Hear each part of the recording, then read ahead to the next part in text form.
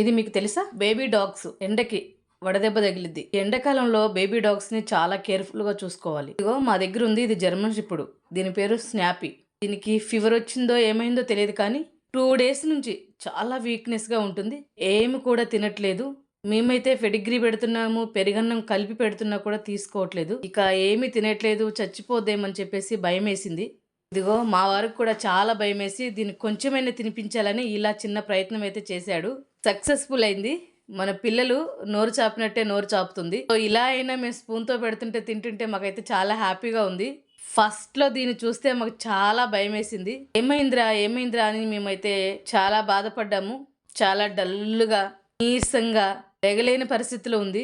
మేము చేసిన చిన్న ప్రయత్నం ఫలించింది. సో మా స్నాపీ హ్యాపీ, మేము హ్యాపీ. అమ్మయ్య ఇప్పుడైతే ఓకే అయింది. జర్మన్ షిప్ని చాలా కేర్ఫుల్గా చూసుకోవాలి. Thank you for watching video. Subscribe.